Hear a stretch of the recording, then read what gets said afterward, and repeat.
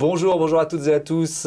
C'est Écosystème, vous connaissez le principe de l'émission. Un invité qui peut à son tour convier un partenaire économique majeur. Ensemble, ils ont 8 minutes par binôme pour vous présenter leur écosystème. Je commence tout de suite avec Paul Gaillard. Bonjour, bienvenue. Bonjour. Vous êtes le directeur associé d'Elancy. On est dans le cabinet de conseil en services financiers. À vos côtés, Nicolas Schwindenhammer. Bonjour. Bonjour Thomas. Bienvenue, vous êtes directeur associé d'Isatis Capital. Alors, les services financiers, expliquez-moi, c'est quoi le métier d'Elancy ?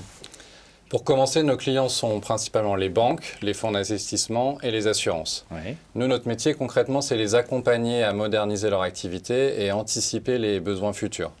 On peut les accompagner sur des domaines d'activité assez différents, que sont la stratégie, la compétitivité, les impacts du réglementaire, et puis des sujets plus d'actualité comme la digitalisation ou l'innovation.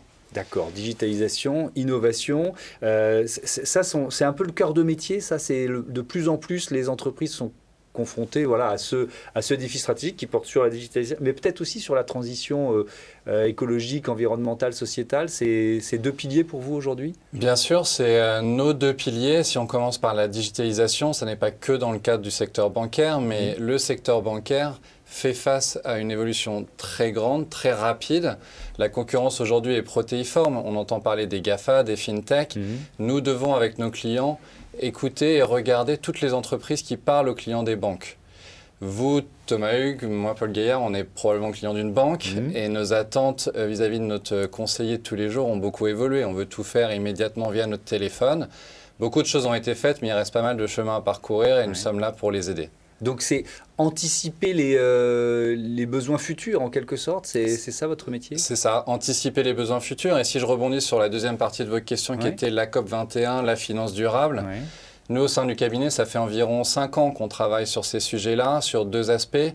Un, à participer aux instances de place de l'industrie financière européenne pour essayer de réfléchir à quelles sont les prochaines règles et à accompagner nos clients là-dessus. Donc ça, c'est une transition qui est très ambitieuse et qui, pour qu'elle soit menée à bien, dépendante de deux choses.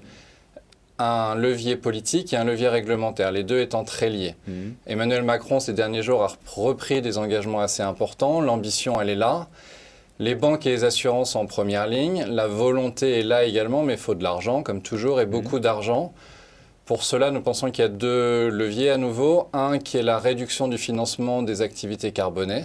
On en entend beaucoup parler. Et l'autre qui est la démultiplication des produits et des services financiers durables et probablement les multiplier à minima par 3 dans les mois ou les années qui viennent.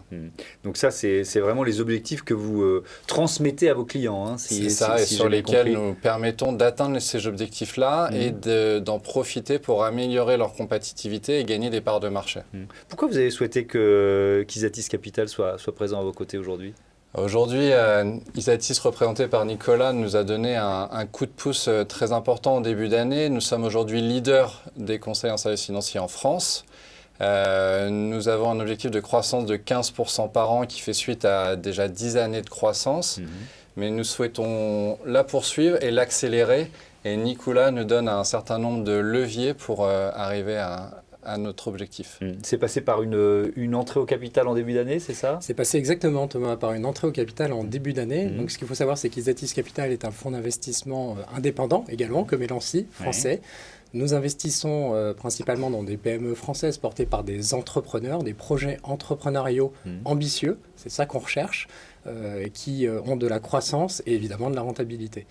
Nous, ce qui nous a particulièrement intéressé chez Elancy, déjà, c'est leur positionnement de véritables experts. On est ici sur un sujet de la digitalisation profonde de l'économie. Il y a des énormes enjeux, en fait, au sein des banques et des assurances. Et ça, c'est une des principales thèses d'investissement chez Isatis Capital. Pareil, ça veut dire que vous investissez souvent ou prioritairement justement dans les entreprises qui sont au cœur de la numérisation, de la digitalisation de l'économie ? Effectivement, on a plusieurs thèses d'investissement, mais une de nos principales, c'est d'investir au sein de sociétés d'acteurs qui sont clés dans cette transformation digitale. Et Elancy, par leur savoir-faire, par leur positionnement de leader sur ce marché, la volonté de devenir leader désormais européen, avec leur savoir-faire métier et à la fois la maîtrise technique, était pour nous un acteur vraiment stratégique sur ce métier. Donc c'était vital d'investir au sein d'Elancy. Et on a aussi été très impressionné par la maturité RSE de l'entreprise. Et l'ANSSI a énormément investi, à la fois en interne, mais également dans le conseil sur le RSE pour ses clients. Et vous savez, bon, Thomas, à quel point les sujets de responsabilité sociale et environnementale sont importants pour les fonds de private equity. Bien sûr, donc évidemment, on est très attentif à ces sujets. Ce virage-là, d'ailleurs, il a été pris il y a combien de temps pour vous ? Ce virage, il a été pris il y a 5 ans déjà. On a été parmi les premiers signataires en fait, des PRI, des principes d'investissement responsable de l'ONU. Et en fait, il est progressif. Maintenant, ce qu'il faut voir, c'est que c'est une implication en fait, de tous les jours. En tant que fonds d'investissement, notre travail, notre implication sur les sujets ESG, c'est surtout de s'assurer que les engagements pris sont bien suivis de fait.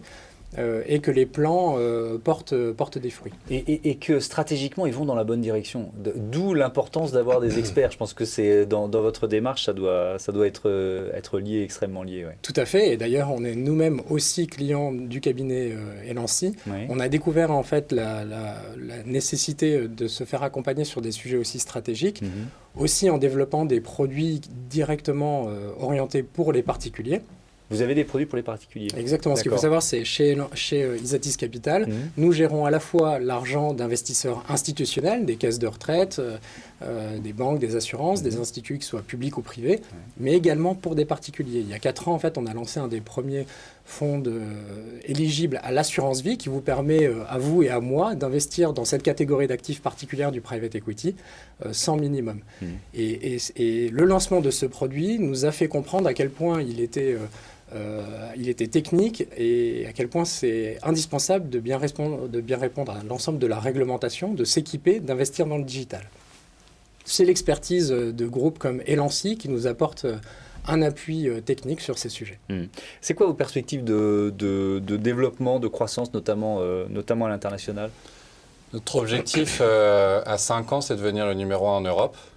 Vous, Bismart, vous êtes la chaîne des audacieux, nous aussi, des ambitieux également. Donc, comme on vous l'a dit tout à l'heure, nous sommes le premier cabinet en France et nous pensons que de par cette position de leadership et un fort esprit entrepreneurial au sein des équipes, nous allons grandir vite. Nous avons aujourd'hui un objectif de recrutement assez ambitieux pour atteindre cela et ça vient des récents diplômés de grandes écoles, mais également avec des profils plus expérimentés. Et notre croissance en Europe va commencer par les pays frontaliers avec lesquels nous avons déjà commencé à travailler de par des projets menés de Paris, avec le Benelux, avec l'Italie, avec le Luxembourg, etc. Nous avons déjà une antenne au Luxembourg et cette croissance va s'accélérer à partir de l'an prochain. Merci beaucoup, merci à tous les deux d'être venus présenter LANSSI dans Écosystème.